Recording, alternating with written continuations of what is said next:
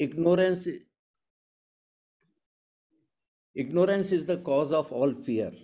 हम जो डर के वजह से जिंदगी जी रहे हैं, उसको दूर करने का एक ही उपाय है और वो है ज्ञान। तो हम उस ज्ञान की यहाँ चर्चा करेंगे जिसकी वजह से हमें करेक्ट वर्ल्ड व्यू या पूरा सही दृष्टिकोण इस ब्रह्मांड के बारे में मिल सके। तो मुझे खुशी है कि कई लोग इससे जुड़े हुए हैं और पिछले 2 क्लास में हमने मैटर या अजीव में जो जिसको जैन धर्म में पुद्गल कहते हैं उसके बारे में चर्चा की कि वो क्या है, ब्रह्मांड क्या है, और ये 2 विषय हमने लिए थे। तो हम उसको ब्रीफली समराइज करेंगे क्योंकि वो चैप्टर ख़त्म हो चुका है। तो सबसे पहले तो हमने कहा कि अगर हम कोई भी चीज़ लें और उसको तोड़ें तो अंत में हमको एटम मिलता है, और एटम, इसको एटॉमिक थ्योरी वो महर्षि कणाद ने जो 2500 साल पहले प्रस्तुत की थी, उसके अनुसार उसको सब जीव का उद्भव, उसका ओरिजिन के कारण मानते थे। लेकिन वैज्ञानिकों ने एटम को भी तोड़ा और उसमें इलेक्ट्रॉन, प्रोटॉन और न्यूट्रॉन मिले। प्रोटॉन और न्यूट्रॉन तो एक ही प्रकार के मैटर हैं, इलेक्ट्रॉन अलग है, और एक उनको जो जोड़े रखता है, जो फोर्स है, वो भी एक प्रकार के पार्टिकल होते हैं।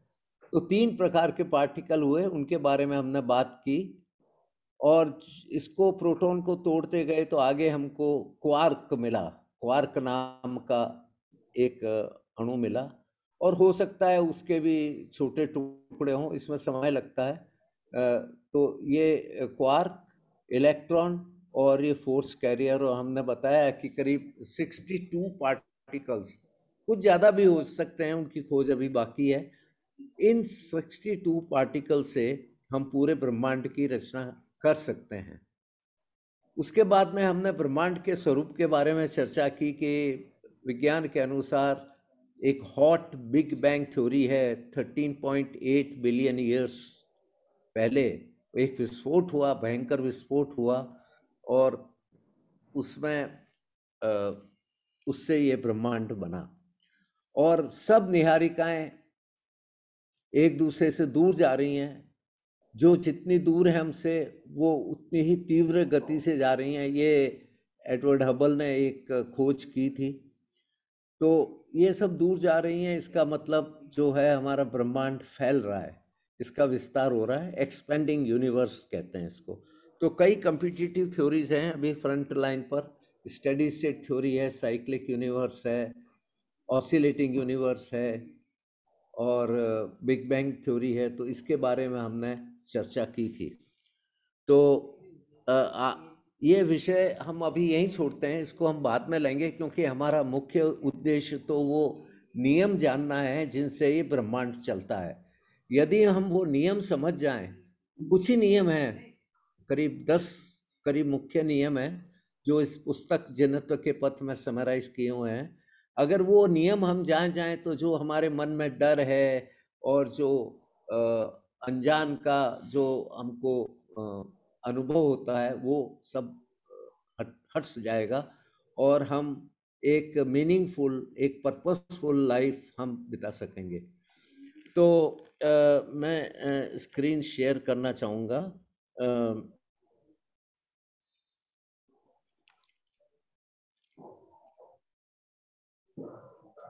So this is elementary science for everyone must know, and objective is to have correct world view. और हमने इसमें वो चीज़ें डिस्कस की है जो नॉर्मली क्लास में नहीं बताई जाती है, विज्ञान की क्लास में। एक तो ये है कि हर जगह जो आपको दिखाई देता है वह पूरा नहीं है, उससे बहुत ज़्यादा वस्तुएं या ज़्यादा पदार्थ हैं विश्व में। और हमने कहा कि मैटर दिखाई देता है, पर एक डार्क मैटर है जो उससे बहुत ज़्यादा है, 5 गुना ज़्यादा है, और एक डार्क एनर्जी है जो मैटर डार्क मैटर से भी बहुत अधिक है। 75% यूनिवर्स जो है डार्क एनर्जी से बना हुआ है। ये एक पदार्थ है जो रिपेल करता है, जिससे कि ये ब्रह्मांड फैल रहा है। एक डार्क मैटर है जो दिखाई नहीं देता, उसको हम अनुभव नहीं कर सकते, और एक वो मैटर है जिसके हम बने हैं, हमारे सितारे, पृथ्वी, हमारा शरीर। तो एक ये हमने इंसाइट, इसमें से मैं इंसाइट की बात करूंगा इन लेक्चर सीरीज में केवल। Everywhere there is more than meets the eye. जो हम अपने सेंसरी ऑर्गन से प्राप्त कर सकते हैं, उससे ज्यादा जो है वो ब्रह्मांड में चीजें हैं। दूसरा है जो होल। नॉर्मली हम मानते हैं कि जो whole is a sum of parts. अगर हम हर चीज के टुकड़े करें, उनको जोड़ें, तो हमको वो पूरा पता चलेगा, पर this is not true. Whole is always greater than sum of parts. हम 3 क्वार्क इकट्ठे कर लें तो उससे प्रोटॉन नहीं बनेगा, हमको उसके लिए ग्लूऑन की भी आवश्यकता होगी, जो दिखाई नहीं देता है। तीसरा हमने पॉइंट जो बताया था एंटेंगलमेंट का, कि हम हर लिविंग, हर जीव और अजीव एक दूसरे से कनेक्टेड हैं। कोई इंडिपेंडेंट नहीं है। मैं सोचूं कि मैं कोई एक छोटी सी चीज के बिना भी मेरा अस्तित्व है, तो वो गलत होगा। और इसका एक अच्छा सा उदाहरण मैं आपको देना चाहूंगा कि अगर आपके बगीचे में एक गुलाब का पेड़ है, तो इस दृष्टिकोण के कारण उसमें उसका कोई अस्तित्व नहीं है, क्योंकि अगर उसको आप 1 हफ्ते तक पानी नहीं पिलाएंगे तो वो नष्ट हो जाएगा, उसका इंडिपेंडेंट अस्तित्व नहीं है। पर वही गुलाब का पेड़ अगर जंगल में है, तो वो आप हजारों वर्ष बाद भी जाएंगे तो वो जीवित मिलेगा, क्योंकि वहां सब एक दूसरे से सहयोग करते हैं। जो चाहिए वो कोऑपरेटिव वे में जो नेचर देती है, उसको एक दूसरे में डिस्ट्रीब्यूट कर लेते हैं। फिर हमने एक नई कंसेप्ट की बात की थी, उसको गाया बोलते हैं, कि ये पूरा ब्रह्मांड एक जीव है। जैसे हमारा शरीर है, इसमें जीव भी है और अजीव भी है। वो सब तत्व हैं, कैल्शियम, आयरन, मैग्नीशियम, वो अजीव हैं, और इसमें एक आत्मा भी है जो जीव है। इसी प्रकार हमारी पृथ्वी है, वो एक जीवित ऑर्गेनिज्म है, एक बहुत बड़ा ऑर्गेनिज्म है, जिसमें बायोस्फीयर, पेड़ पौधे, जीव जंतु, ये उसका जीवित पार्ट है, और रॉक्स, समुद्र, एटमॉस्फेयर, ये उसके अजीब पार्ट हैं। तो ये इस प्रकार पूरा ब्रह्मांड जो है एक जीव माना जा सकता है, और आप इसको डिस्टर्ब करेंगे तो ये उसको रेजिस्ट करेगा। ये सेल्फ सफिशिएंट है, अपने जैसे एक हाथ दूसरे हाथ को के सहयोग से चलता है, उसी प्रकार हर चीज एक दूसरे के सहयोग से चलती है। और लास्ट चीज हमने जो पिछली दफे डिस्कस की थी, कि हमारा क्या स्थान है इस ब्रह्मांड में, बहुत क्षुद्र है, उसका कोई नगण्य सा है, और सब चीज इसमें गति करते हैं। तो इन चीजों का हमने विवेचन किया था पिछले 2 लेक्चर्स में। और जो यूनिवर्स है, मैटर है, लाइफ है, अर्थ और लॉज ऑफ नेचर, ये कुछ प्रश्न हैं जिनका हम उत्तर देने की चेष्टा करेंगे। और आज का टॉपिक है हिस्ट्री ऑफ लाइफ। अब लाइफ के बारे में 2 चीजें हैं, एक तो जीवन क्या है, और एक जीवन कैसे पनप रहा है। ये 2 अलग अलग चीजें हैं। जो पहला जो प्रश्न है कि जीवन क्या है, इसका उत्तर तो बहुत कठिन है, और कोई धर्म में इसकी विवेचना नहीं की गई है कि जीवन क्या है। क्योंकि सब धर्म, पर्टिकुलरली जैन धर्म या बुद्ध धर्म, इनकी धारणा है कि कोई चीज आप डेफिनेशन या परिभाषा के परिधि में नहीं बांध सकते, वो सब अनुभव की चीज है। तो ये प्रश्न के जीवन क्या है, किसे हम जीवित, किसी हम अजीवित कह सकते हैं, ये हम बाद में लेंगे। आज हम हिस्ट्री ऑफ लाइफ, पृथ्वी पर जीवन का इतिहास क्या है, वो समझने की चेष्टा करेंगे। और तो अजीव का एक सेक्शन खत्म हो गया, और आज हम जीव के बारे में चर्चा करेंगे। तो सबसे पहले तो मैं आपको बता दूं कि what is our place in the universe. ये हमारी निहारिका है। ये निहारिका के ये आर्म्स हैं, ये स्पाइरल गैलेक्सी है। एक सिग्नस आर्म है, एक परसस आर्म है, एक सैगिटारियस आर्म है और एक सेंटोरस आर्म है। चतुर्भुज है ये हमारी जो गैलेक्सी जो है, ये चतुर्भुज है। और इसके बीच में एक ब्लैक होल है जो हमारे सूर्य से अरबों गुना बड़ा है, मिलियंस ऑफ टाइम्स बिगर। और ये इस सब को बांधे रखता है। और सूर्य क्या है? सूर्य यहाँ पर एक माइनर आर्म है, इसको ओरायन आर्म कहते हैं। इसमें एक क्षुद्र ग्रह है, सितारा है G2 टाइप। तो वो हमारा सूर्य, कोई खास बात नहीं है। ऐसे billions and billions of stars हमारी गैलेक्सी में हैं, पर यहाँ पर जीवन है। तो ये थोड़ा सा आपको समझ लेना पड़ेगा कि कितना विशाल है और हम कितने छोटे हैं। इसका साइज जो है करीब 100,000 लाइट ईयर्स है। हम इसको किलोमीटर में नहीं नाप सकते क्योंकि किलोमीटर बहुत छोटा पड़ेगा, इतने उसमें ज़ीरो आ जाएंगे, इतने पावर आ जाएंगे कि हम उसको नाप नहीं सकते।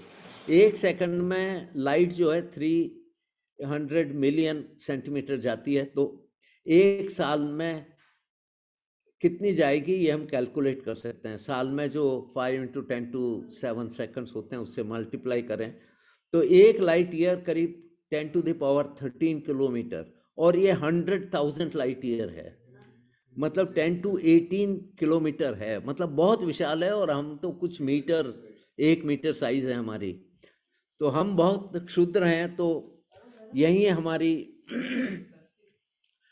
हम जो गर्व करते हैं हमारे जीवन पर, उसके लिए एक अच्छा लेसन है।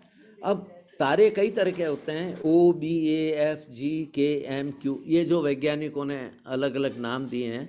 और उसको याद रखने के लिए एक सेंटेंस है इंग्लिश का, वो हमको ध्यान रखेंगे तो कितने प्रकार के स्टार होते हैं ये यहाँ लिखा हुआ है। तो O सबसे बड़ा और एक प्रकार का सबसे बड़ा, और भी कई बहुत बड़े तारे होते हैं, बड़ा है, पर ये कुछ मिलियन ईयर्स में इसकी ज़िंदगी ख़त्म हो जाती है। ये सब अपना मैटर जो है समाप्त कर देता है और बिखर जाता है ब्रह्मांड में। तो जिस प्रकार हम मनुष्य या दूसरे जीव जन्म लेते हैं और मरते हैं, वैसे ही ये सितारे भी जन्म लेते हैं और मरते हैं। और ये जैसे जैसे हम छोटे साइज में जाएंगे, जैसे अपना ये सूर्य है तो इसका 10 बिलियन ईयर्स का लाइफ है। ये मिलियन ईयर्स में है, ये 10 बिलियन ईयर्स में है, और ये और भी ज़्यादा है। तो इसमें एक जो खोज वो हमारे वैज्ञानिक मेघनाथ शाह ने की, वो मैं ज़रा मेंशन करना चाहूँगा यहाँ। मेघनाथ शाह एक हमारे बहुत बड़े एस्ट्रोफिजिक्स के प्रोफेसर वैज्ञानिक हुए हैं। उसके पहले धारणा थी कि जो तारे हैं अलग अलग रंग के दिखते हैं। आप आकाश में जाके देखिए तो कोई ब्लू होगा, कोई पीला होगा, कोई ऑरेंज होगा, कोई वाइट होगा। तो ऐसी धारणा थी कि इन सब तारों की कंपोजिशन जो है, ये जिस चीज़ से बने हैं, जिस धातु से बने हैं, जिन तत्वों से बने हैं, वो तत्व अलग अलग हैं, इसलिए उनका रंग अलग अलग है। पर मेघनाथ शाह ने ये सिद्ध किया कि वो बने तो सब एक ही धातु के हैं, पर उनका टेम्परेचर अलग है।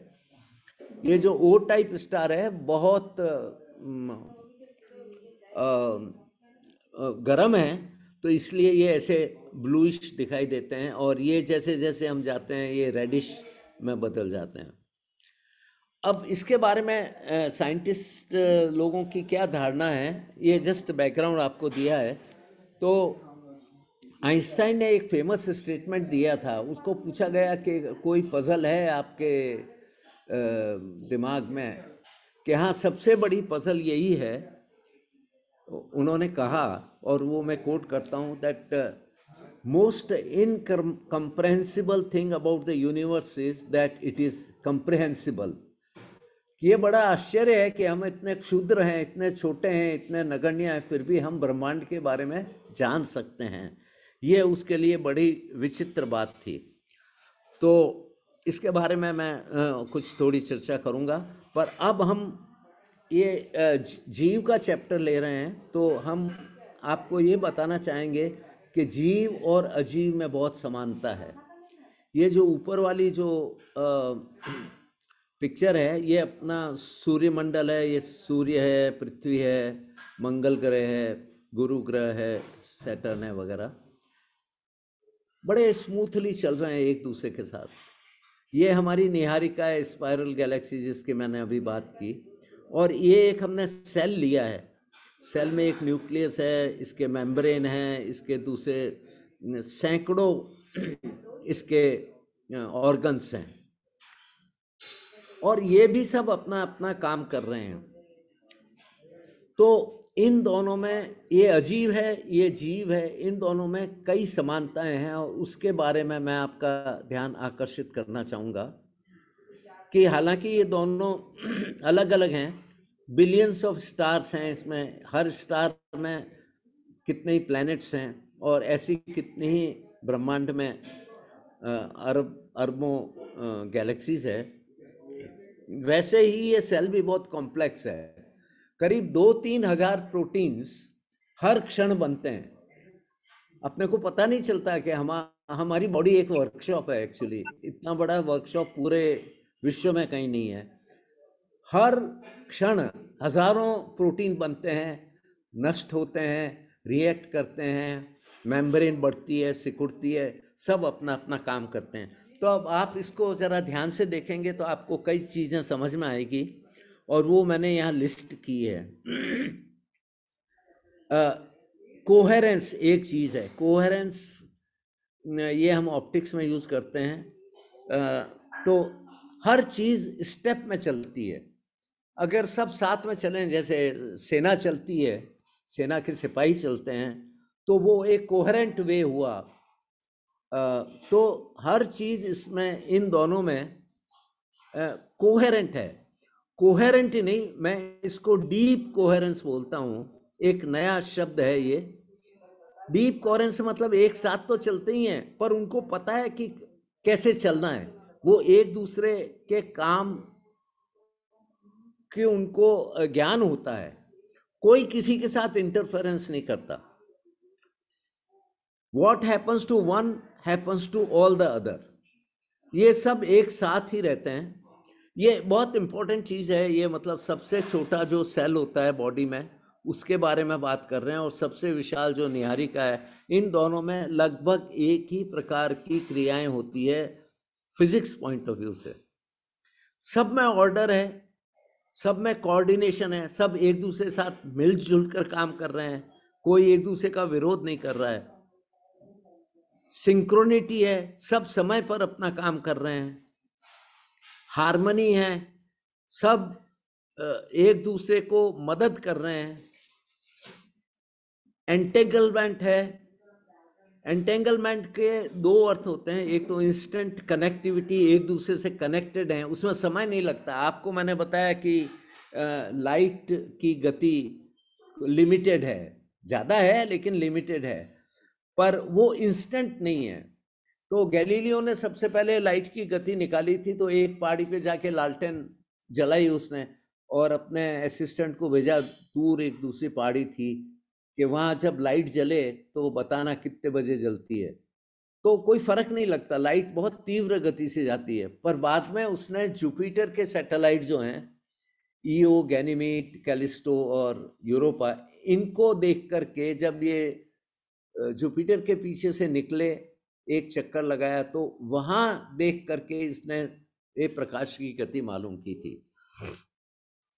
पर ये जो है, जो बात मैं आपसे कर रहा हूं, ये इंस्टेंट कनेक्टिविटी है। इसमें ऐसा नहीं लगता कि ये प्रकाश की गति से एक दूसरे की जो है क्रियाएं जानते हैं। ये हमेशा जानते हैं उसी वक्त, मतलब एक माइक्रो सेकंड से भी कम, मतलब उसी वक्त जानते हैं।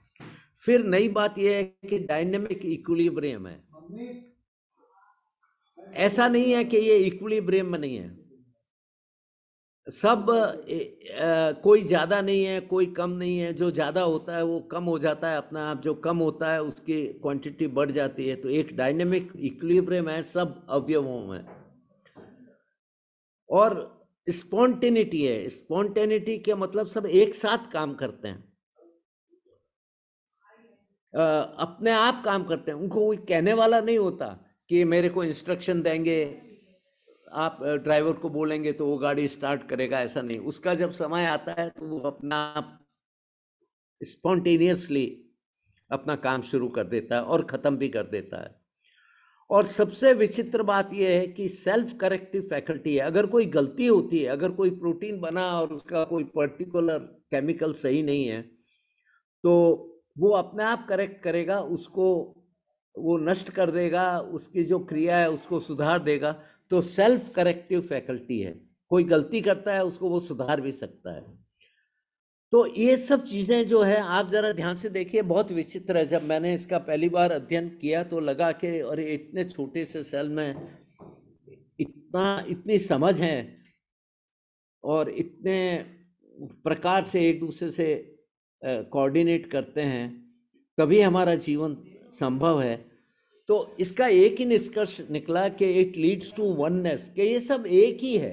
अनेक हैं, सितारे अनेक हैं, प्लैनेट अनेक हैं, पर सब अपने अपने हिसाब से चलते हैं, एक दूसरे से टक्कर नहीं मारते, एक दूसरे को नष्ट नहीं करते, एक दूसरे की जगह में नहीं जाते, अपने अपने नियम से चलते हैं। और वही नियम हम अध्ययन करने वाले हैं। और ये सेल भी, इसके नियम किसने बनाए ये नहीं पता, लेकिन ये भी सब क्रियाएं नियमानुसार चलती है।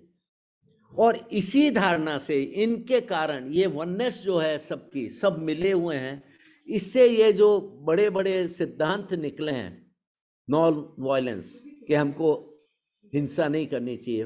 कोई पूछे क्यों नहीं करनी चाहिए, कि भाई हम सब एक हैं, हम किसी और को नष्ट करेंगे तो हम अपने आप को नष्ट कर रहे हैं।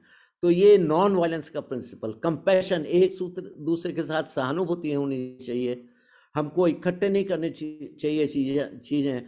जैसे ये कोई ज़्यादा होता है उसको अपने आप नष्ट कर देता है, कोई कम होता है तो उसको पूर्ति कर देता है। इसी प्रकार हमको जीवन जीना चाहिए।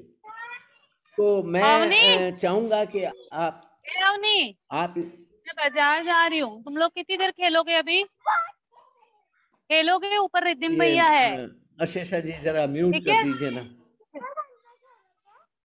तो फिर रूम में चली जाएगी तो रिद्धिम मैं क्या कह है, रहा तो था टीवी कि देखेगी रूम जीवन में के बैठ जो के। सिद्धांत हैं,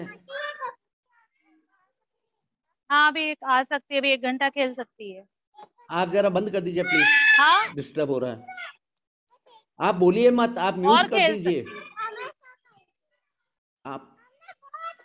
हाँ, तो ये जो जितने भी जीवन के अपने सिद्धांत हैं, क्षमा है, विनय है, अपरिग्रह, कंपैशन, नॉन वायलेंस, ये सब इस नियम से निकल रहे हैं कि हम सब एक ही हैं। हम किसी की को नुकसान पहुंचाएंगे तो हम एक्चुअली अपने आप को ही नुकसान पहुंचा रहे हैं। ये केवल सेल के बारे में नहीं है, ये दूसरे जो जीव हैं उनके बारे में भी हैं, चाहे वो पेड़ हों, मनुष्य हों या कोई हो। तो हम ये जीव और अजीव की चर्चा आज कर रहे हैं। तो इसके बारे में समझने के लिए मैंने एक कविता लिखी थी कि चेतन और अचेतन, हम चेतन को डिफाइन तो नहीं कर सकते, पर हम चेतन और अचेतन के जो डिफरेंस है उसको समझ सकते हैं। तो ये मैं ज़रा पढ़ना चाहूँगा, क्योंकि ये सब जो इसके गुण हैं वो यहाँ पर कवर किए गए हैं। कि तू विशाल ब्रह्मांड, मैं तेरा क्षुद्रतम खंड, अरबों खरबों निहारिकाएं, ग्रह तारे जिन्हें गिन गिन कर हम हारे। तू अथाह और अनंत, हमारा जन्म मृत्यु और अंत। तू ईश्वर की शान, मैं छोटा सा इंसान, पर तू जड़ है मैं जीवंत। ये डिफरेंस है कि वो जड़ है और मैं चेतना युक्त हूँ। तुझे ईश्वर ने बनाया, मैं ईश्वर का निकेतन हूँ। तू मुझे हरा न पाएगा क्योंकि मैं चेतन हूँ। तो इसमें जब एडमंड हिलरी के बारे में एक वो जब माउंट एवरेस्ट पे, he was the first man to climb Mount Everest, वो पहली बार जब एवरेस्ट पर गया तो चढ़ न पाया, थका हारा निराश मन लिए नीचे आया। तब उसने कहा था, मैं तुझ पर विजय पाकर रहूँगा, तू कुछ बदल ना पाएगा, पर मैं नई क्षमता लेकर फिर आऊँगा। तो चेतना की एक क्वालिटी है नई क्षमता डेवलप करनी, जो जड़ में नहीं है। तो उस पर एम्फेसिस किया गया है इस पद में। नई आशा, नया साहस, मैं तुझ पर अवश्य विजय पाऊंगा। मैं तुझे सदा के लिए हरा न पाए, तू मुझे सदा के लिए हरा न पाएगा, क्योंकि तू जड़ है, मैं चेतन हूँ। और वास्तव में वो जब दोबारा गया तो वो माउंट एवरेस्ट पर चढ़ गया। तो इसके और भी है पद, 4 पद और हैं। अल्बर्ट आइंस्टाइन ने भी कहा था कि सबसे रहस्यमय जीवन की गुत्थी यह है। क्या गुत्थी है जीवन की? कि हम इतने क्षुद्र भाग हैं, फिर भी हम पूरे ब्रह्मांड को समझ पा रहे हैं, जान पा रहे हैं। आइंस्टाइन को पता न था कि यह इसलिए संभव है क्योंकि वह जड़ है और हम चेतन हैं। तो यहाँ एक बात मैं आपको बताना चाहता हूँ कि 3 धारणाएं हैं। एक वेदांतिक धारणा है, एक वैज्ञानिक धारणा है और एक जैन धारणा है। ये 3 धारणाएं प्रमुख हैं। वेदांत वाले मानते हैं कि सब पूरा ब्रह्मांड चेतन से बना है। वैज्ञानिक मानते हैं कि जीव भी जड़ से बना है। और जैन और बुद्ध धर्म मानते हैं कि जड़ और चेतन अलग अलग हैं, एक दूसरे से नहीं बन सकते। तो उस पर उस तथ्य पर ये इसको हम एक्सप्लेन कर सकते हैं। फिर मेरा शरीर जड़ है पर मैं चेतन हूँ, मैं शुद्ध आत्मा हूँ, न मन हूँ न तन हूँ। जड़ कभी चेतन नहीं बन सकता, न चेतना जड़ बन सकता है। मैं गायक हूँ, तू केवल गेय है, मैं उपादेय हूँ, तू हे है। क्या बराबरी करेगा मेरी तू मेरी, क्योंकि तू जड़ है, हम चेतन हैं। तो ये डिफरेंस इसके अंदर जो बताए गए हैं। और लास्ट में, तेरा केवल विस्तार अधिक है, भार अधिक है, पर एक दिन तू जर्जर हो जाएगा, तू क्षणिक है। मैं अनंत ज्ञान वीर दर्शन से अविरल संचित हूँ, मैं अजर अमर सिद्ध हूँ, क्योंकि मैं चेतन हूँ। कहते हैं कण कण में चेतन व्याप्त है, वैज्ञानिक कहते हैं अंतरिक्ष में बने हैं। ये थ्योरी हम बाद में लेंगे कि अंतरिक्ष से लाइफ कैसे बनती है और क्यों वहाँ ऐसे आणविक बादल घने, क्योंकि वहाँ ऐसे आणविक बादल घने हैं। हमारे कण कण ब्रह्मांड से आए हैं, सूर्य और पृथ्वी के पहले बने हैं। यह सब मिथ्यात्व है। मुझसे ही तेरा अस्तित्व है, वरना तेरी क्या बिसात है, तू तो केवल आप्त है। मैं मोक्ष का अधिकारी, यही पूर्ण पर्याप्त है। तेरा तो अस्तित्व समाप्त है, क्योंकि तू जड़ है, मैं चेतन हूँ। तो ये कुछ इसमें जड़ और चेतन का डिफरेंस बताया गया है। और हम जो जीव क्या है इसके बारे में एक अलग से क्लास लेंगे, क्योंकि बहुत ही गूढ़ विषय है।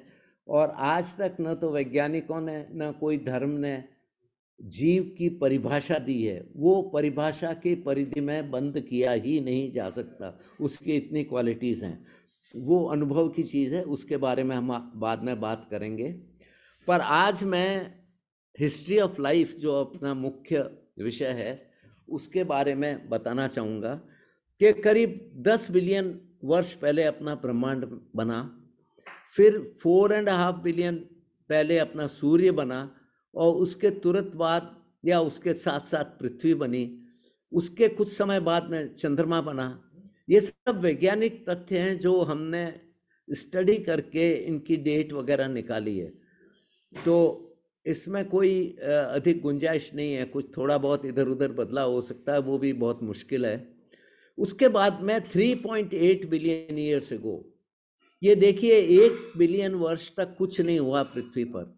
उसके बाद में एक सिंगल सेल मोनोसेल्युलर जीव आया, प्रोकैरियोट।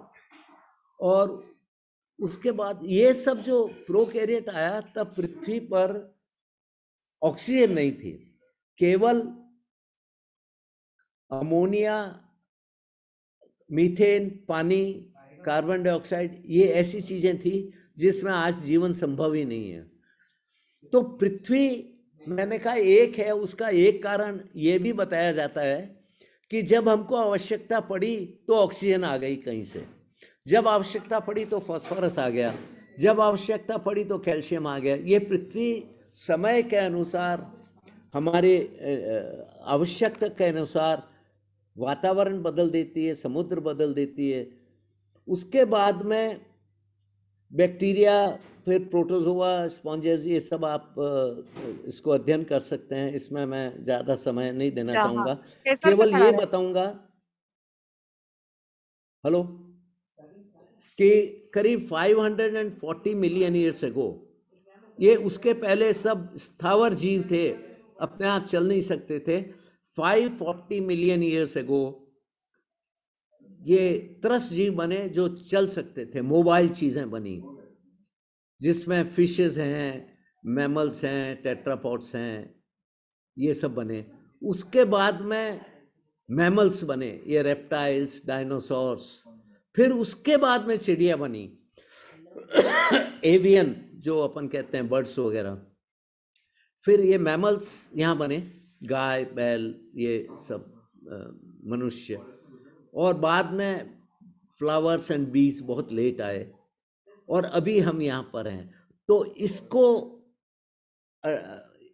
ये जो है, ये कैसे पता चला कि ये इस सीक्वेंस में ये बड़े हैं? तो विश्व में जो भी होता है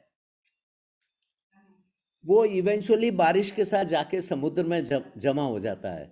समुद्र की तह पे, नीचे तह पर सेडिमेंट मिट्टी के साथ जमा हो जाता है। और कभी कभी जब वोल्केनोस होते हैं, अर्थक्वेक होते हैं, जब धरती खिसकती है, तो ये जो सेडिमेंट है ऊपर आ जाते हैं पृथ्वी पर। तो जब ऊपर आ जाते हैं तो अब हम उनको अध्ययन करते हैं, तो उसकी सीक्वेंस निकलती है कि पहले ये था, उसके बाद ये हुआ। उस सीक्वेंस में से सबसे ऊपर वाली लेयर है, वो आज की लेयर है, मॉडर्न। ये किताब की तरह है कि सबसे ऊपर वाली लेयर, पेज 1 जो है वो आज है, और जो लास्ट पेज है वो सबसे पहले लिखा गया था, उल्टा है। तो इस प्रकार ये एक सीक्वेंस बनाई गई, और इसको डार्विन का विकासवाद कहते हैं कि हम एक सेल, सिंगल सेल से बढ़कर ये मल्टी सेलुलर होते हुए, मैमल्स होते हुए, हम जो है मनुष्य तक पहुंच गए। तो इसको हम एक भिन्न रूप से देखें तो क्या हुआ समय के साथ, यहाँ स्टार्ट हुआ, ये बहुत लंबा हो जाता है, इसलिए ये ऐसे स्पाइरल की दृष्टि से प्लॉट किया हुआ है कि जो चेतना है वो बढ़ती जा रही है। जैसे जैसे हम समय के साथ, ये टाइम ऊपर बढ़ रहा है, वैसे वैसे चेतना बढ़ती जा रही है, मेंटल फैकल्टीज बढ़ती जा रही हैं। अपना जो ब्रेन है वो डेवलप होता जा रहा है। पहले तो ब्रेन ही नहीं था, पहले जीवों में यहाँ पर ये कोई ब्रेन नहीं था इनके, ये सब नियति या प्रकृति पर निर्भर होते थे, पर अब हमारे पास ब्रेन आ गया है। फिर इनकी फिजिकल कॉम्प्लेक्सिटी बढ़ जा रही है, और सेंसरी ऑर्गन्स बढ़ते हैं। पहले एक इंद्रिय थे ये जीव, ये बढ़ते बढ़ते बढ़ते 2, 3, 4 और 5 इंद्रिय हो गए, और ये हिस्ट्री ऑफ लाइफ है। और अभी हम ऐसी स्थिति में हैं कि हम स्वयं ही अपना विकास कर सकते हैं, हम नेचर पर निर्भर नहीं हैं। हम ध्यान के द्वारा जो नेक्स्ट स्टेज है, अभी मनुष्य तक सबसे वो जो है विकसित प्राणी वो मनुष्य है, और ये जो है जो ओमनीसेंट जिनको हम कहते हैं, सर्वज्ञ, वो अवस्था हम ध्यान द्वारा प्राप्त कर सकते हैं। तो ये इस प्रकार की धारणा है। तो हम एक बहुत बड़ा प्रश्न उत्पन्न होता है कि धर्म क्या है। तो हम इससे, ये तो प्रकृति की देन है, हम तो बहुत छोटे हैं, हम तो प्रकृति के प्रोडक्ट हैं, वो ही हमारी जीवन देने वाली है। तो वो जो करती है उसी को धर्म मान सकते हैं हम। ये मजहब की बात नहीं कर रहा हूँ कि ये जैन है, ये बुद्ध है, ये हिंदू है, इस्लाम है। मैं बात कर रहा हूँ जो धर्म क्या है वास्तव में, और इस सीक्वेंस से हम धर्म की डेफिनेशन दे सकते हैं। मैं पंथ की बात नहीं कर रहा हूँ कि ये वो संप्रदाय है, ये संप्रदाय है, ये मैं ये जो बात कर रहा हूँ प्रकृति का क्या धर्म है। तो हमारे ग्रंथों में लिखा है कि स्वभाव जो है पदार्थ का, वही उसका धर्म है। पर हम उससे आगे बढ़कर ये कहते हैं कि जो प्रकृति कर रही है वो धर्म है। तो प्रकृति क्या कर रही है? प्रकृति हमारी चेतना बढ़ा रही है और बहुत ही पावरफुल है प्रकृति। हम उसका विरोध नहीं कर सकते। अगर विरोध करेंगे तो वो अधर्म हो जाएगा। तो प्रकृति इतनी पावरफुल है कि उसने सिंगल सेल अमीबा से मनुष्य डेवलप किया अपने आप, सही समय पर सही चीजें देकर, सही वातावरण देकर, सही केमिकल रिएक्शन देकर, उसके मेंटल डेवलपमेंट वगैरह करके। तो जो वास्तव में जो धर्म है, जो यूनिवर्सल धर्म है, जो प्रकृति का धर्म है, वो वही है कि प्रकृति क्या कर रही है उसको समझें। और उसके समझने के लिए जो डायग्राम मैंने दो बताए वो बड़े इंपॉर्टेंट है। ये चेतना बढ़ती जा रही है, तो चेतना को बढ़ाना धर्म है, चेतना का नाश करना अधर्म है। ये एक डेफिनेशन हो सकती है। तो जो आजकल हम धर्म की बात कर रहे हैं वो अलग है। ऐसा कहा जाता है कि good people will always do good things whether they are religious और नॉट। धार्मिक जो है लोगों की आवश्यकता नहीं है, अच्छे लोग हमेशा अच्छा ही काम करते हैं चाहे धार्मिक हो या नहीं हो। And bad people will always do bad things whether they are religious और नॉट। तो रिलीजन का अच्छा और बुरा बनने में कोई संबंध नहीं है, पर आप अच्छे लोगों को अगर बुरा काम करने के लिए प्रोत्साहित करना चाहते हो तो उनको आप धर्म दे दीजिए, जिसको हम आजकल मजहब कहते हैं या पंथ कहते हैं। पर सही धर्म तो ये जो नेचर का धर्म है, जो नेचर कर रही है वो सर्वोपरि है। उसको अपन न तो रोक सकते हैं न हम उसका विरोध कर सकते हैं। तो ये जो फॉसिल रिकॉर्ड है, जो समुद्री सतह पे जो जीव फॉसिल्स इकट्ठे हुए हैं, उनसे हम क्या सीखते हैं कि पृथ्वी 4.5 बिलियन ईयर्स ओल्ड है। लाइफ इसके 1 बिलियन साल पहले 3.5 और 3.8 बिलियन पहले आई पृथ्वी पर। इसके 4 बड़े रिवॉल्यूशन, 4 बड़े क्रांतिकारी चेंजेस हुए हैं अभी तक। क्या पहला चेंज है ओरिजिन ऑफ लाइफ, के जीवन कैसे बना। इसके बारे में हम अलग से चर्चा करेंगे, बहुत विस्तृत विषय है। इसके 2 थ्योरीज है कि एक तो पृथ्वी पर ही बना और एक बाहर से आया। तो डिफरेंस ऑफ ओपिनियन हो सकती है। मैं मानता हूं कि बाहर से आया है, ये ब्रह्मांड से आया है। उसके बारे में मैं आपको प्रूफ बताऊंगा अगले लेक्चर्स में। दूसरा रिवॉल्यूशन, दूसरी क्रांति ये हुई कि एक कोशीय जीव से मल्टी कोशीय जीव, बहुकोशीय जीव बने और स्थावर जीव ये जो थे इनसे त्रस्त जीव या मोबाइल जीव बने। ये बहुत रिसेंटली हुआ है, 540 मिलियन ईयर्स अगो। और उसके बाद में ब्रेन वाले जीव बने, मैन बने।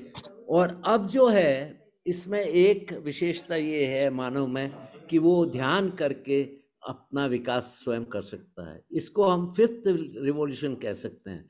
तो हम 5th रिवॉल्यूशन के वर्ष पर हैं अभी। And by meditation one can achieve the next state of evolution.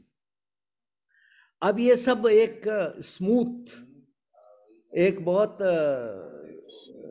क्या कहते हैं, बिना विरोधाभास के ये जर्नी, ये जो यात्रा हुई है एक कोशीय जीव से मनुष्य तक, इसमें बहुत सारी अड़चनें अवश्य उत्पन्न हुई। ये कोई स्मूथ नहीं थी। इसमें 5 जो है बड़े बड़े ऐसे 5 समय आए, ये 1 2 3 4 5 जिनको हम कहते हैं, ये जो यहाँ लिखा हुआ है, जब जीव का करीब करीब पूर्ण विनाश हो गया था। तो ये पृथ्वी न केवल हमारा विकास करती है परंतु हमारा विनाश भी करती है। तो ये जब जीव, ये 540 मिलियन ईयर्स में कह रहा था इस जीव की उत्पत्ति हुई है, प्रगति कर रहा था, बढ़ रहा था। तो नंबर ऑफ फैमिलीज, ये जीवों में नंबर ऑफ स्पीशीज होते हैं, फिर स्पीशीज के फैमिलीज, और इस प्रकार है इसकी गणना। तो नंबर ऑफ फैमिलीज, मैं नंबर ऑफ आदमी या जानवर की बात नहीं कर रहा हूँ, इसके कितनी फैमिलीज हैं जो हमारे ये कहते हैं योनियाँ कितनी हैं। उनकी बात कर रहा हूँ, वो भी कुल योनि की बात कर रहा हूँ, जो जैन धर्म में कुल योनि कहते हैं। तो 0 से ये करीब 400 तक पहुंच गई, फिर पता नहीं क्या हुआ, ये एकदम 30% डाउन हो गई। पर हर टाइम डाउन होने के बाद में ये फिर वापस, ये एक क्षमता है जीवन की, चेतना की, वापस इसने रिकवर किया। फिर कुछ समय बाद में एक और एक्सटिंक्शन, इसको हम मास एक्सटिंक्शन बोलते हैं, इसको हम प्रलय कह सकते हैं, इसको हम महाविनाश कह सकते हैं। ये छोटी मोटी घटना नहीं है कि 100 आदमी या 1000 आदमी मर गए, ये पूरी आदमियों की प्रजाति नष्ट हो गई, ऐसा हम इसमें अनुभव करते हैं। फिर 3 और 4, यहाँ तो 90% जीव जो हैं वो समाप्त हो गए। पर हर वक्त जब समाप्त हुए उसके बाद में वापस ये इनके नंबर बढ़े, और अब हम 5वीं जो ये जिसमें डायनासोर वगैरह समाप्त हो गए थे, ये अभी 65 मिलियन ईयर्स अगो ये सब समाप्त हो गए, 75%। और अब हम यहाँ सबसे बेस्ट स्थिति में हैं। पर अब मनुष्य ही जीवन समाप्त करने में लगा है। आपको पता होगा कि हर साल 15,000 करोड़ जीवों की हत्या होती है। 50% जीव जो हैं, ये प्रजातियां जिनको मैं कहता हूं फैमिलीज, ये पिछले 50 साल में नष्ट हो गई हैं। तो अब जो मानव इतना सक्षम हो गया है, तो हम कहते हैं कि हम इसको विनाश कर सकते हैं जीवों का, वो अब हो रहा है। उसको हमें रोकना चाहिए क्योंकि वो एक अधर्म है। जैसा मैंने बताया, धर्म है चेतना और जीव का विकास करना। हम मानव अपने जो है रहन सहन से, अपने लाइफस्टाइल से, अपने कार्यों से इसका नाश कर रहे हैं। तो अब ये कितनी फैमिलीज मर गई है, हमने यहाँ तो ये उल्टा है, 250 मिलियन ईयर से ये कर्व मैंने दिखाई है। तो बहुत सारे जीव मर जाते हैं, पर फिर उनमें उन छोटे मोटे जीव जो बच जाते हैं, जो पृथ्वी के अंदर बिल में चले जाते हैं, जो पानी के अंदर कहीं कोने में बच जाते हैं, उनसे फिर नए जीवों का विकास होता है। तो ये दोनों ही प्रकृति कर रही है। और जैसा मैंने बताया, पूरी पृथ्वी एक जीव है। ये समय समय पर हमको ऑक्सीजन, कैल्शियम, फास्फोरस ये प्रोवाइड करती है, और इतने अच्छी तरह से, इतना एफिशिएंटली, इतनी मतलब इतने कम इन्वेस्टमेंट से ये करती है, कम खर्चे से, इकोनॉमिकली आई मीन। तो यहाँ 540 मिलियन ईयर्स, ये जो एकदम जो बड़ी कर्व मैंने आपको बताई, उसको कैम्ब्रियन एक्सप्लोजन बोलते हैं। तो अभी मैंने आपको ये जीव का इतिहास क्या है ये बहुत जानना जरूरी है। ये हमको और भी समझा देगा कि हम कितने गौण हैं, हम ये सब क्यों कर रहे हैं। तो कुछ इसके लेसन्स हैं, वो बता करके मैं आज का ये विषय समाप्त करूंगा कि जो भी स्पीशीज, जो भी फैमिलीज, जो भी योनियां, जो भी जीव बने हैं, वो आखिर में समाप्त हो गए। तो हम चाहे कितना भी चाहें, पूरी हमारी मनुष्य प्रजाति एक दिन समाप्त होने वाली है, इसको हम रोक नहीं सकते। ये एक हमारी हमको समझ लेना चाहिए, और इसके विरोध में हमको ये काम नहीं करना चाहिए। More species have become extinct than they are alive. आज जितनी प्रजातियां उपस्थित हैं पृथ्वी पर, इनसे कहीं ज्यादा समाप्त हो चुकी हैं, और हम भी समाप्त होने वाले हैं। और आफ्टर एवरी एक्सटिंक्शन, हर महाविनाश के बाद में जो बच जाते हैं वो और भी स्ट्रांग हो जाते हैं, और भी थ्राइव करते हैं। तो ये प्रकृति के नियम मैंने आपको, इसलिए आज ये इनके कई विषयों पर तो मैंने अपनी लेबोरेटरी में हम काम करते हैं, dating of earth and dating of solar system और सब। तो ये सब वैज्ञानिक तथ्य मैंने आपको बताए हैं, पर इनसे जो इन्फरेंस हम कर सकते हैं वो यही है कि ये सब होनहार है, ये होने वाला है, इसको कोई रोक नहीं सकता। प्रकृति हमसे बहुत बलवान है, ब्रह्मांड हमसे बहुत बड़ा है, हम एक ही काम उनसे अधिक कर सकते हैं कि हम उसको जान सकते हैं।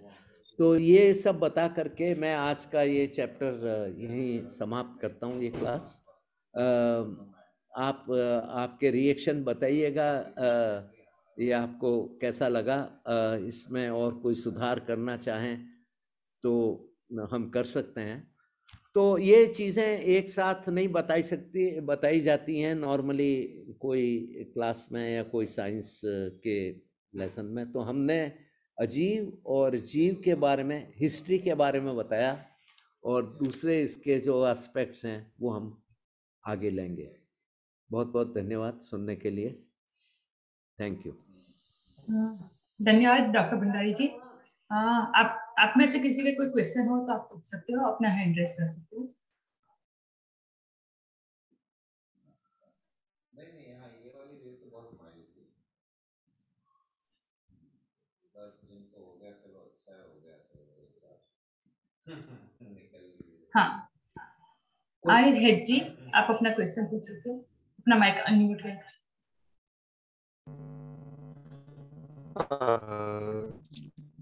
Very good evening sir.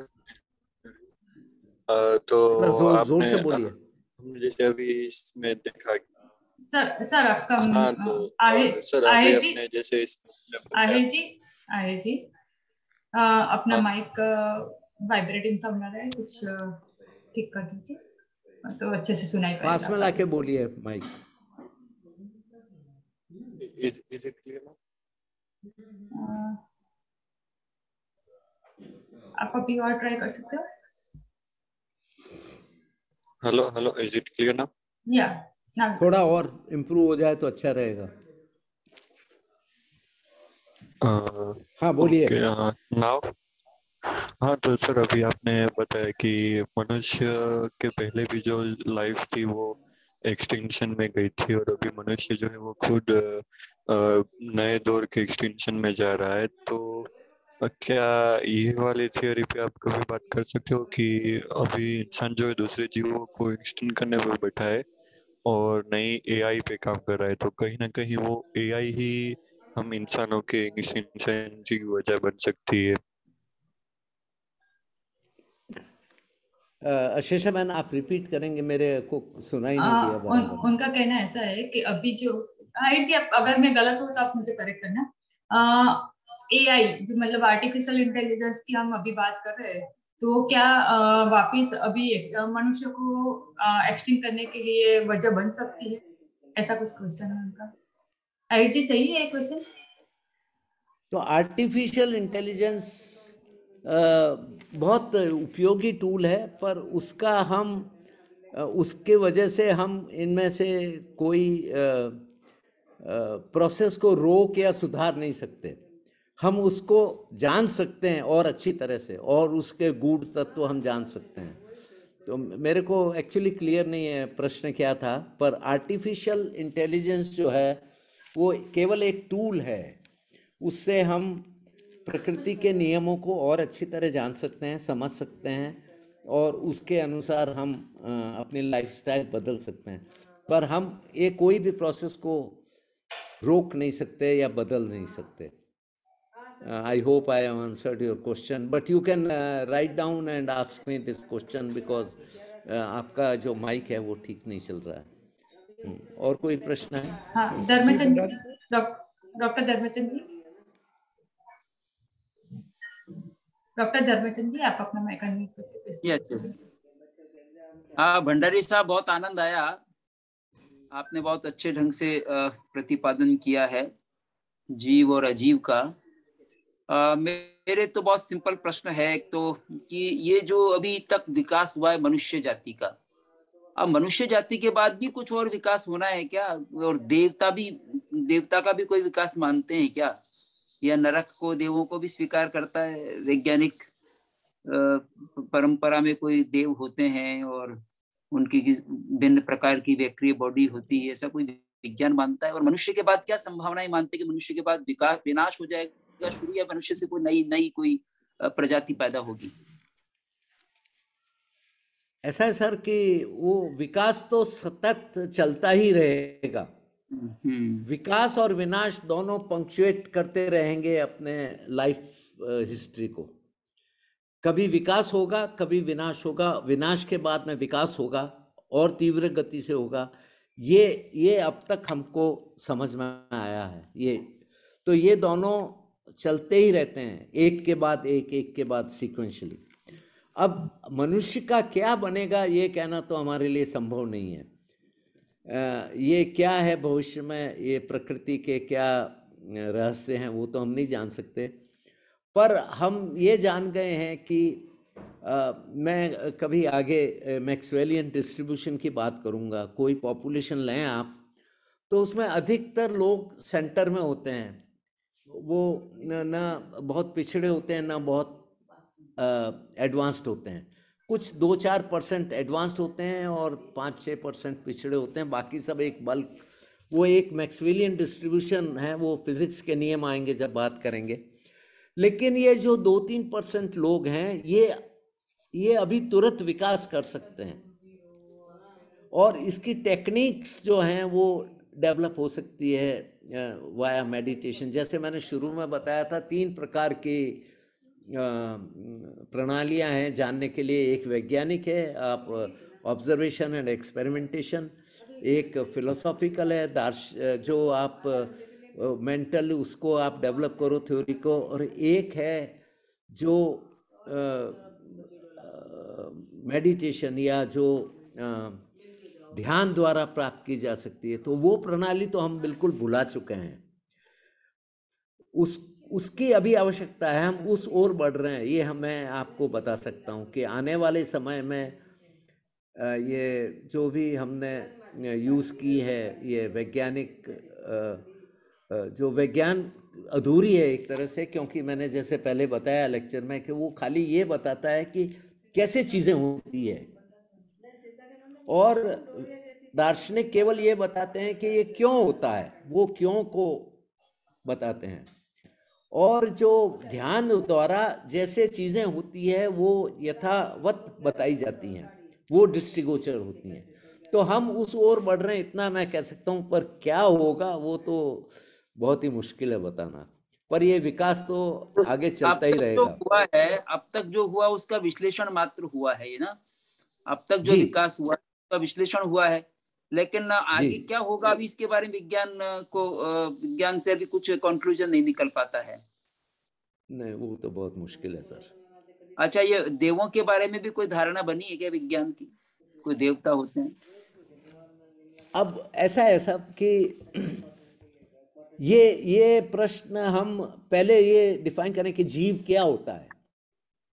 वो आज विषय वो मैंने नहीं लिया, बहुत मुश्किल विषय है, उस पे हम चर्चा करेंगे अवश्य।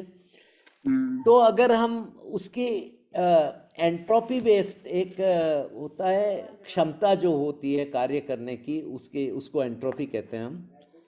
तो उसके हिसाब से हम धारणा करें ऑर्डरलीनेस, ऑर्ड्रोपी जिसको बोलते हैं, तो अवश्य ये जो वैक्रिक बॉडी हैं, जो देवता और नारकी, और ये है क्या, after all this is energy. तो एनर्जी बॉडी केवल हो सकती है बिना ये आपके शरीर के, ये संभव है। तो इसके बारे में हम चर्चा करेंगे। पर विज्ञान ने देवों का या हेल का, हेवन का, इसमें उनको कोई मिली नहीं है ऐसी जगह।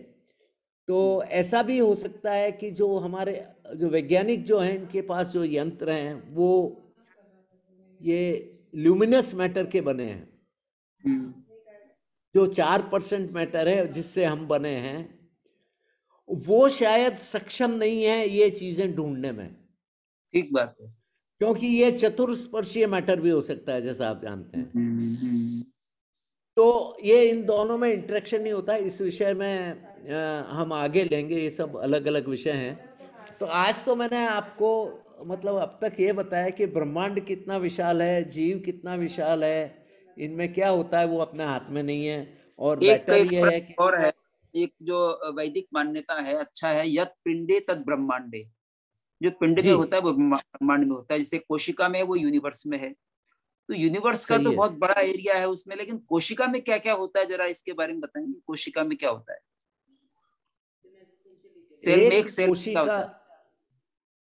हाँ, एक एक सेल को सेल मैंने संक्षेप में बताया था कि it is a very big workshop, हाँ जो हाँ दुनिया के सारे वर्कशॉप मिला लें उससे भी बहुत बड़ा एक आपकी कोशिका है।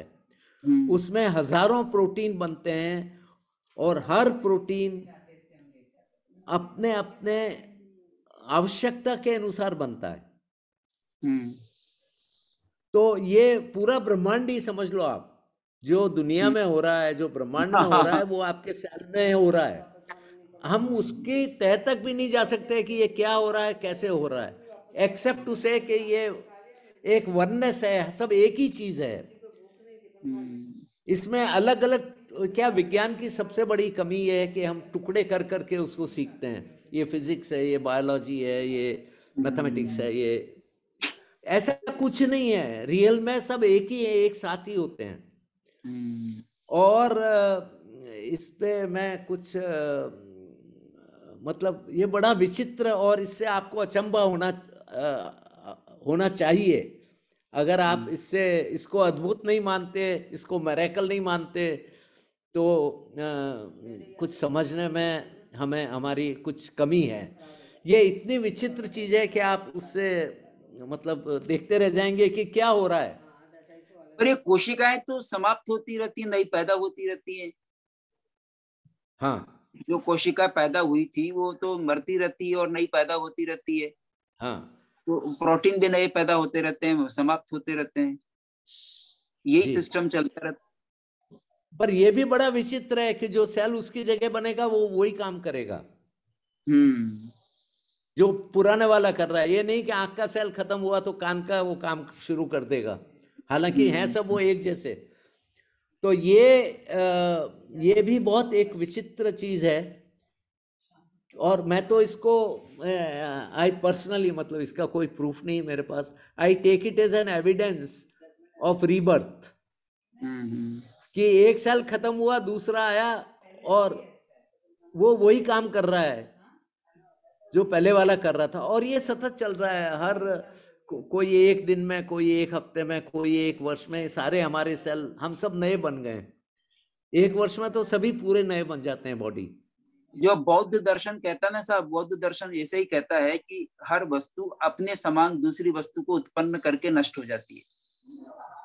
ये बौद्ध दर्शन मानता है। उनका जो क्षणिकवाद है, क्षणिकवाद में ये मान्यता है कि हर क्षण में वस्तु नष्ट हो जाती है अपने जैसी अन्य संतान को जन्म देकर। तो ये उसमें तो सेल में भी घटित हो जाएगा, यूनिवर्स में भी घटित हो सकता है। सही है, ये बौद्ध की मान्यता है। पर जो बौद्ध की आपने कहा भी चेतना को अलग मानता है, बौद्ध अलग नहीं मानता चेतना को, जैन तो मानता है। बौद्ध तो 5 स्कंधों से ही चेतना का स्वरूप स्वीकार करता है। 5 स्कंध है, रूप, विज्ञान, वेदना, संज्ञा और संस्कार, इनसे चेतना स्वीकार करता है। और चार्वाक वाला जो विज्ञान जो मानता है, वैसा चार्वाक मानता है कि जड़ से ही चेतन की उत्पत्ति होती है। चार्वाक दर्शन स्वीकार करता है भारतीय परंपरा में, जो विज्ञान कह रहा है। बाकी तो सब चेतना को अलग ही मानते हैं और जड़ को अलग मानते हैं। हाँ, वैदिक परंपरा में जरूर ऐसा है। वैदिक परंपरा में है जो अद्वैतवाद की चर्चा है, वहां पर सब ब्रह्म से उत्पन्न हुए हैं, वहां चेतन से उत्पन्न मानते हैं, जड़ से नहीं मानते। जड़ को भी चेतन से उत्पन्न मानते हैं। हाँ, तो ये जो 3 थ्योरीज हैं आपने इसका अच्छा से समझाया। आपने अच्छे से ब्रीफ किया उसका। हाँ, अभी हम क्षितिज जी का क्वेश्चन देख सकते हैं। क्षितिज जी, अपना माइक ऑन। हेलो। हाँ, yeah good evening sir. Sir, am I audible? Video on करिए आपका। यस, यू आर ऑडिबल, पर आपका video on. Okay sir, 1 minute, turning on.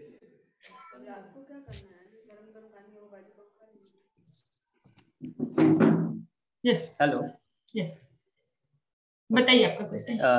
Sir, मेरा ये क्वेश्चन था, जैसे सर आपने एक स्लाइड में प्रोकैरियोट्स का नाम मेंशन किया था, तो सर क्या वो हमारी पृथ्वी के बाहर से आए हैं या उनका फॉर्मेशन भी हमारी पृथ्वी की? हाँ, तो इसकी अलग थ्योरीज है, ये विषय अलग है। और इसको हम विस्तार से लेंगे एक दिन। जो मॉलिक्यूलर क्लाउड्स हैं ब्रह्मांड में, ये सितारे तो ही हैं जो हम देखते हैं, तारे बड़े बड़े, तो मॉलिक्यूलर क्लाउड्स हैं, उनमें स्थिति बहुत अनुकूल है जीवन की उत्पत्ति की। और जो मीटियोराइट्स जो गिरते हैं बाहर से, जो अरबों वर्ष पहले बने थे, उनका हमने अध्ययन किया, तो उनमें वो सब amino acid, fatty acid, proteins, जो बिल्डिंग ब्लॉक्स हैं हमारे जीवन के, वो सब उपस्थित हैं। तो ऐसी धारणा है कि जीवन की उत्पत्ति सूर्य बनने के पहले ही ये मॉलिक्यूलर क्लाउड्स जो हैं, बड़े बड़े विशालकाय जायंट मॉलिक्यूलर क्लाउड्स, इनमें हो सकती है, क्योंकि वहाँ सब वो अनुकूल परिस्थिति है और वहीं से ये जीव पृथ्वी पर आए हैं। तो इसको पांसपर्मिया की थ्योरी कहती हैं, अरहीनियस ने पहले दी थी कई सौ साल पहले। तो इसके बारे में हम विस्तार से चर्चा करना चाहेंगे, अभी तो जी सर, मेरा एक और संभव क्वेश्चन था नहीं है। सर। जी सर, जैसे आपने एक स्लाइड में मेंशन किया था, entanglement is related to instant connectivity. Sir, तो हाँ। क्या ये थ्योरी ऑफ रिलेटिविटी को वायलेट नहीं करता कि इंफॉर्मेशन इंस्टेंटेनियसली लाइट की स्पीड से ज़्यादा मतलब ट्रेवल नहीं कर सकता? ये किसको वायलेट करता है? सॉरी, वो पार्ट मैंने नहीं सुना। सर, थ्योरी ऑफ रिलेटिविटी की मतलब इंफॉर्मेशन हाँ लाइट की हाँ, स्पीड से ज़्यादा नहीं। राइट, हाँ सही है, ये उसको वायलेट करता है। तो हम जब थ्योरी ऑफ रिलेटिविटी के बारे में एक स्पेशल थ्योरी जो है उसके बारे में चर्चा करेंगे, तो हम इस एंटेंगलमेंट के बारे में बात करेंगे। पर अभी जो प्रयोग किए जा रहे हैं, उन्होंने यूरोप से कुछ पार्टिकल अमेरिका भेजे जी सर। और वहाँ पर एक पार्टिकल को स्टडी किया, तो ये जो लॉज ऑफ कंजर्वेशन वगैरह की हम बात करेंगे, तो वो यहाँ पार्टिकल चेंज हो जाता है, it doesn't depend on the distance. तो आपकी बात सही है कि ये जो मैक्सिमम वेलोसिटी ऑफ लाइट जो बताते हैं कि लिमिट है, इसको वायलेट करता है। तो हम इसके बारे में चर्चा अवश्य करेंगे। Thank you sir. Manoj ji, आप अपना माइक अनम्यूट करके क्वेश्चन पूछ सकते हैं। प्रणाम सर, मैं मनोज बात कर रहा हूँ बॉम्बे से जी। मैंने जैन दर्शन में सुना था कि उत्सर पीढ़ी अवसर पीढ़ी चलती रहती है, और आपने कहा कि पहले एक वो अमीबा से फिर आदमी बना है। तो सर, इसमें जरा क्लैरिफाई करेंगे सर? ये अवसर्पणी और उत्सर्पणी का हम पूरा 1 या 2 लेक्चर लेंगे इसमें, क्योंकि कुछ चीज़ें विज्ञान सम्मत है, कुछ चीज़ें विज्ञान सम्मत नहीं है। जैसे ये 5th और 6th तारा का पीरियड है 21,000 या 42,000, वो बिल्कुल विज्ञान से मेल खाता है। और ये क्या साइकिल है, इसके बारे में बहुत भ्रांतियां हैं। मेरे विचार में ये सब क्लाइमेटिक साइकिल ऑन अर्थ है। तो हम एक लेक्चर लेने वाले हैं इसके बारे में। पर ये जो कोटा कोटी और ये जो कहते हैं सागरोपम और जो भी बड़ी बड़ी यूनिट हैं, वो तो ब्रह्मांड की एज से भी ज़्यादा बताई जाती हैं। तो वहाँ जा कर के कुछ विरोधाभास उत्पन्न हो जाता है। तो अभी अधूरी चर्चा नहीं करने से तो अच्छा है कि हम इस विषय में एक लेक्चर ले लें, वो शीघ्र ही हम ले लेंगे। पर आपकी बात सही है कि ये साइकिल्स चलते रहते हैं। करीब 25-30 साइकिल हैं, जिसमें पूरी पृथ्वी और ये अपने गैलेक्सी और ये सब, इन पे साइकिल चलती है। एक फिजिकल साइकिल है, क्लाइमेटिक साइकिल है। तो इनके बारे में भी हम, आपका प्रश्न अच्छा है, हम बात करेंगे विस्तार से। Thank you sir, thank you very much. प्रणाम। मोहम्मद इमरान जी, आप अपना क्वेश्चन माइक अनम्यूट करके अपना क्वेश्चन पूछ सकते हैं।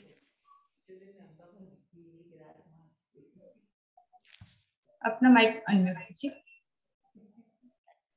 जी भंडारी साहब, बहुत शुक्रिया। मैं एक इस्लामिक सूफी हूँ और न्यूक्लियर साइंटिस्ट हूँ। मैं फ्लोरिडा में रहता हूँ, मायामी में के करीब। तो आपके बहुत ज़बरदस्त लेक्चर है, बहुत मज़ा आता है। मैं ये ऐड करूँगा कि the greatest achievement of a Sufi is to transcend serial time and reach divine time. इसमें एक जो मिस्टिक का कमाल वो होता है कि वो सीरियल टाइम को ट्रांसेंड करके या आप जैसे कहते हैं भगवान के वक्त में चला जाता है। और इसमें हमारे बहुत से सूफिया ने लिखा, सिरुल इसरार एक है, उसमें से थोड़ा सा मैं आपको पढ़ के बताता हूँ कि वो उन लोगों के यहाँ there are two aspects of the human being, physical जिस्मानी एंड द स्पिरिचुअल रूहानी। ये सारा जो हमारा सिलसिला है इस्लामिक सूफीज़म में, शरिया को मानना है, लॉ को तो मानना है, मगर स्पिरिचुअल जो पार्ट है तरीका कहलाता है, और डायरेक्ट एक्सपीरियंस जिसे कहते हैं वो मार्फा कहलाता है। क्योंकि हमारे जो प्रॉफिट थे उन्होंने कहा था कि comprehensive wisdom is the direct experience of the truth. ये बहुत लोगों को कम मिलती है। मैं आपसे कुछ सवाल करूंगा इस पे कि क्यों कम मिलती है लोगों को, as long as it is practice without hypocritical display and pursuit of fame. यानी एक कारण कह ले। मुझे इसमें हिंदी नहीं आती तो उसमें मुझे जो हमारी टर्मिनोलॉजीज है सूफीज़म की वो डेवलप हुई विद आपका हाल होता है ना, आपके इनर स्टेट होती है। इसके बाद मैं कुछ बात करूंगा कि टैगोर जी ने आइंस्टाइन के साथ जो मुलाकात की थी उसमें रेज किया था पॉइंट ऑब्जर्वर एंड ऑब्जर्व का।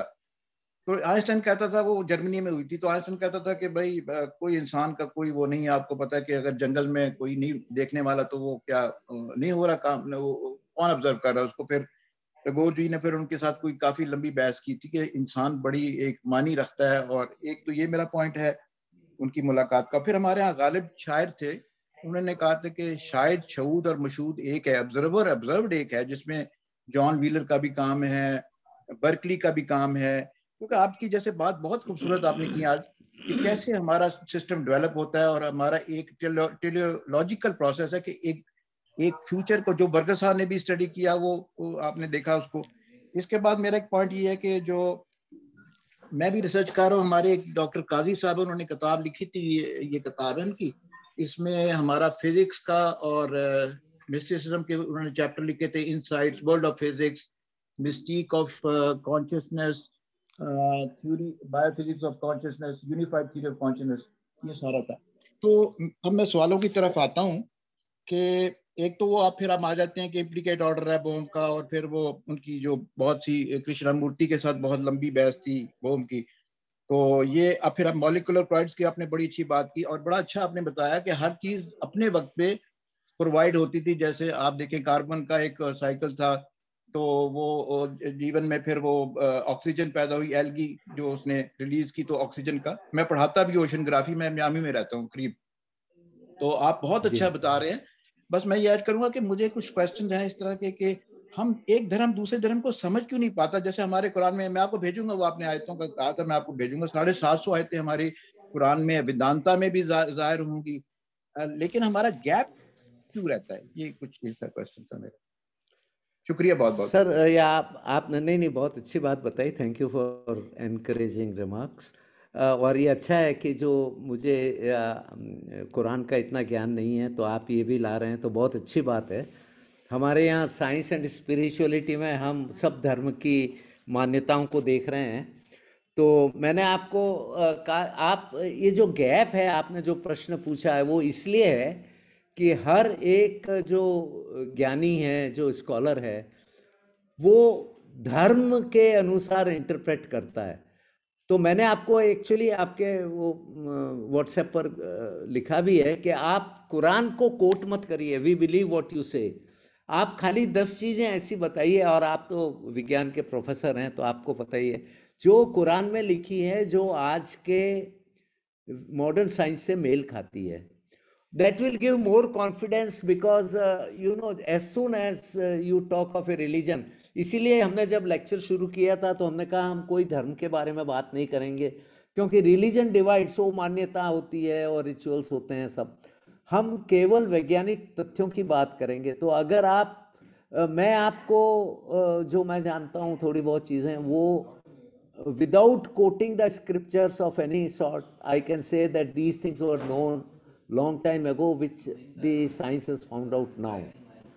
और आप भी जो कुरान में लिखा हुआ है उसका जो वैज्ञानिक फाउंडेशन है, खाली आप उसको वो पॉइंट वाइज बताइए, तो हो सकता है हम कुछ समन्वय बिठा सकें।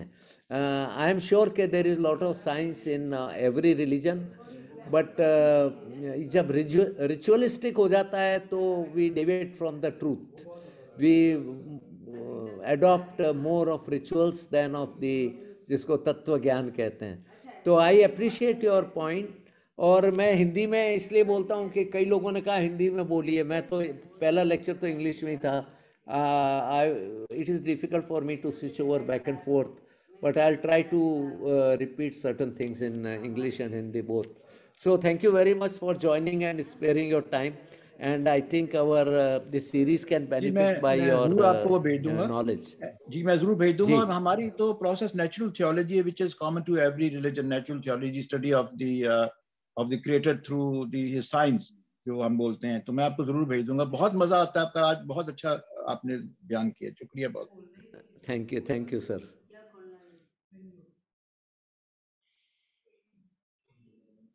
कीर्ति पड़िया जी, आप अपना माइक अनम्यूट करके बोल सकते हो, अपना प्रश्न पूछ सकते हो. नमस्कार भंडारी साहब. I have two things. Kirti sir.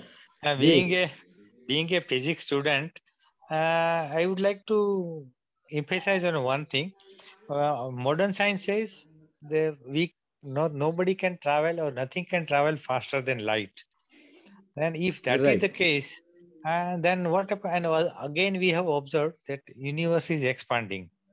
Okay, so that means staying on the earth as the time goes, because universe is expanding at a much faster rate than what is our today's capability of velocity, like sending a rockets and all. So if universe is expanding, that means as the time goes, to know the universe, whatever our capability, because we are not going to travel with a velocity of light. So that means we will not be able to study the universe beyond some point, because things will be very far off. Isn't it? हाँ, वो मैंने बताया था calculation के visible universe कितना है last time में. पर मैं आपके ये इस प्रश्न का जवाब दे दूं पहले, बाद में आप दूसरा प्रश्न करिए. कि what special theory of relativity, as you say, claims that no physical objects or information can travel with velocity greater than that of light. That is true, but Chetna can, because they don't understand what Chetna is. Einstein himself raised this question, and he called it, as you know, spooky action at a distance. He could not understand that two particles which are producing the same reaction, one is here and other is in the other corner of the universe, how they are related. If you measure one, how the quantum states change in the other when it is observed. So this is to do with law of conservation, but we will cover this aspect. It's very important what you are saying. It should be clarified. but ये प्रश्न पहले भी था, तो इसमें चेतना का role नहीं है. तो चेतना, और जैसा आपको पता है जॉर्ज सुदर्शन ने टेक्योन्स का बताया था कि they can travel with velocity. But what our study today says that these cannot survive for a longer time. Those particles. In that domain, in that virtual domain, we don't know much. And you know, even for this major discovery, George Sudarshan never could get Nobel Prize, although he was nominated 9 times, I am told. तो ये आपको border पर लाकर खड़ा कर देता है जीव और अजीव के. तो अजीव में जो आप कह रहे हैं special theory of relativity is valid, जीव में वो वैलिड है या नहीं, तो then of course we have to come to a bigger problem that all these things, all these particles have chetana. And actually when you talk of double slit experiment and all that, although scientists are more religious about their theories than religious people are, they don't want to budge from this thing. But there's no escape, I think, that you see that things influence each other faster or know things faster than the velocity of light. So आपको पता ही है, I just like to quote that Einstein said that if I close my eyes, then the moon is not there. he said that, does it mean that when that is your Schrodinger's equation, cat? Yes, yeah. So, sorry, yeah, that that experiment was done. We'll discuss these things as we go into detail. But just now I am limiting only to some aspects of universe and some aspects of Jeev. And our main emphasis is to bring out the laws which govern it, so that our ignorance is reduced. Yeah. About this tachyon, I used to have discussion with my professor who passed away recently, just 15 days back. Professor Bandukwala from MS University. You might have read it in paper. He had done his PhD in tachyons from MIT. Ji. Then second thing is so about they the cell. They do recently, exist. Yeah, yeah. So second thing is recently one gentleman told about the cells. I have one observation that what I have heard. Today's science also accept that umbilical cord, whatever cells it has, they are such that when they are fitted in any part of body, they do what that part is supposed to do. That is the only thing. So there are two types of cells: stem cells and characteristic cells. Yeah, yeah. So we have to, but these are all vast subjects. So we'll take them up one by one. No, ultimately, all these things lead to the very existence and how university has developed. Once we get the answer to this, we will be able to know the universe better. Right, sir. You are right. I mean, that is the purpose of this lecture series. Correct. So I appreciate your comments, and you should take more active interest and maybe take a class or two if you like. That will be very good. Okay. Thank you. Thank you. विशाल जी, आप अपना question पूछ सकते हैं। Sir, आपने आज जो history of life के ऊपर आज का लेक्चर था, इसके संदर्भ में सर एक मतलब जो आपने इवोल्यूशन की पूरी एक प्रोसेस, उसके टाइम पीरियड, ये सब समझाए किस तरह से हुआ, बट इन दिस कॉन्टेक्स्ट एक निकोला टेस्ला का एक स्टेटमेंट है कि everything in the universe is a manifestation of energy, frequency and vibration. If you want to understand the universe, then think in terms of the energy, frequency and vibration.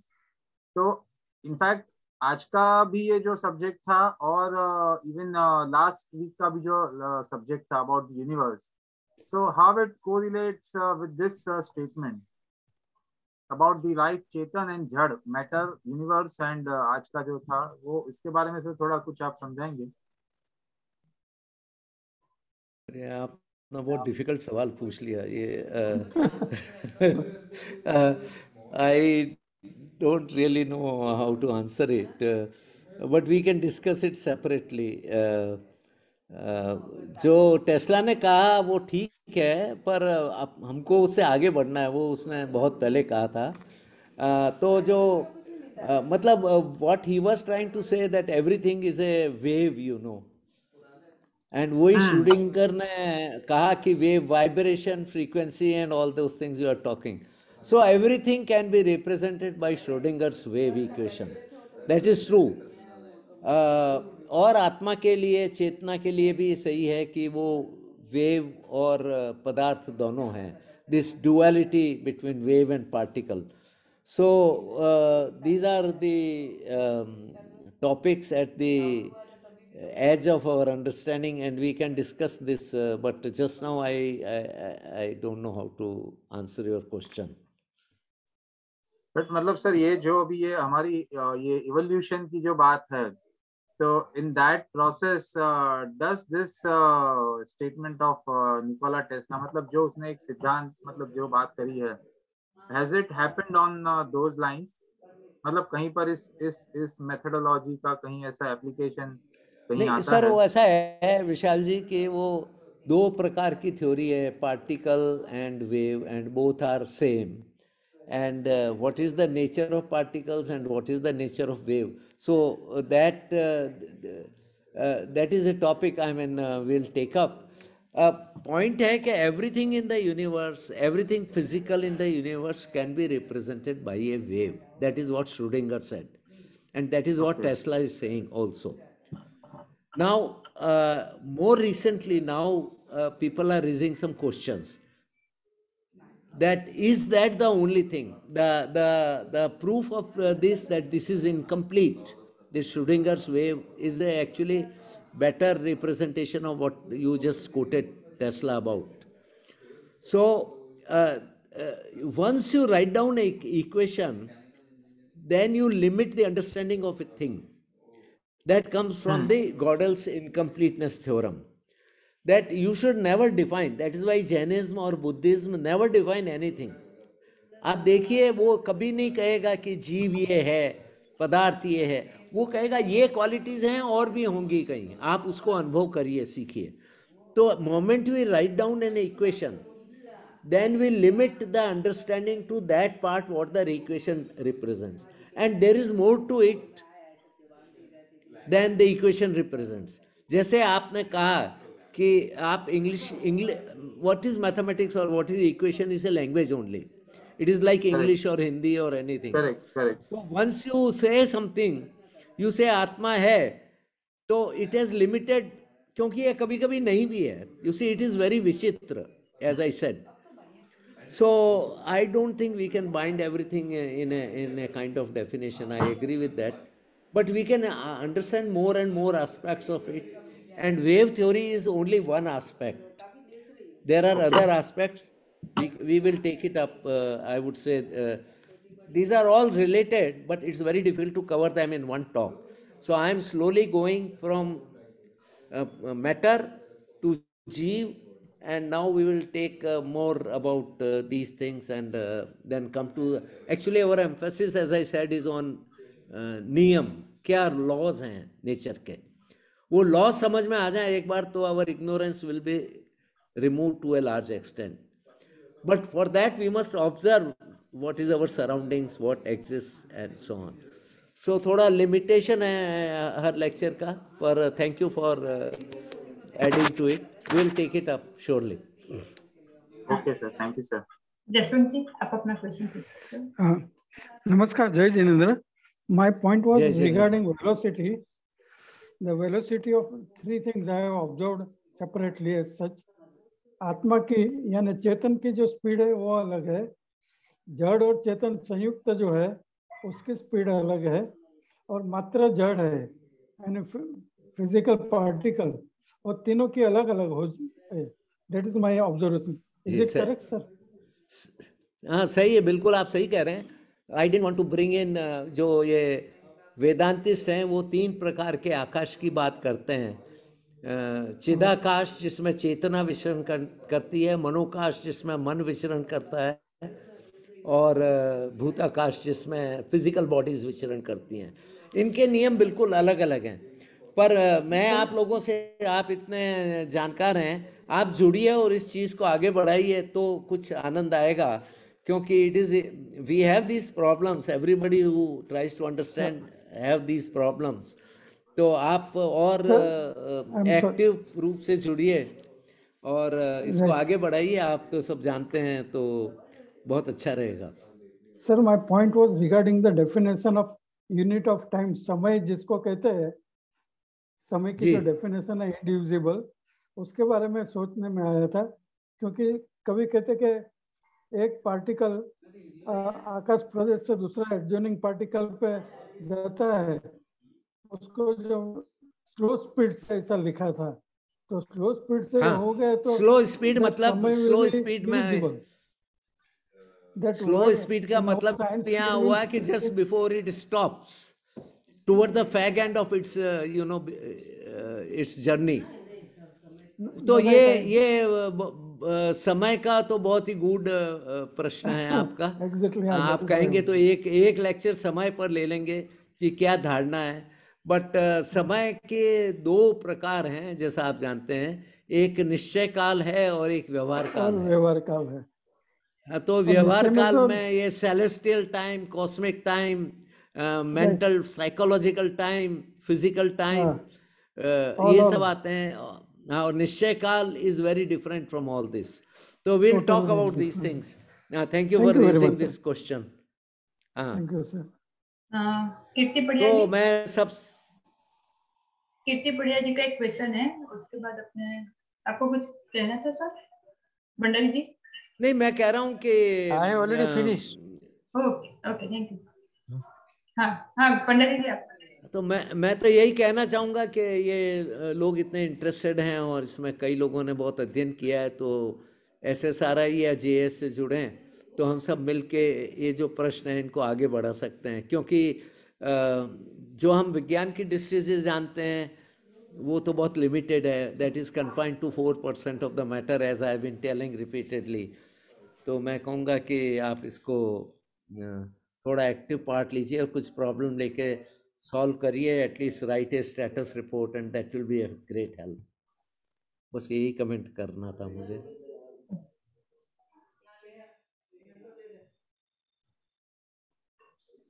Thank you, Dr. Bhandari ji, for providing such a deep knowledge and basic concept of science with reference to Jain philosophy. आज हमने आपसे जड़ और चेतन तत्व को अच्छे से समझा, चेतन तत्व की शक्ति को भी समझा। जड़ से मुक्ति ही चेतन तत्व का अंतिम लक्ष्य है, यह भी एक स्पेस साइंटिस्ट के पास सुना। हमारा अगला सेशन 28 फरवरी सोमवार को रहेगा। हम दूसरा एक कोर्स ले रहे हैं जो प्रज्ञा का सूत्र पर आधारित है, जो हर गुरुवार को लिया जाएगा। आप में से कई सारे लोगों को क्वेश्चन है कि हम ये संस्था के साथ, science and spirituality research institute के साथ कैसे जुड़ सकते हैं। तो उसके लिए मैं ग्रुप पे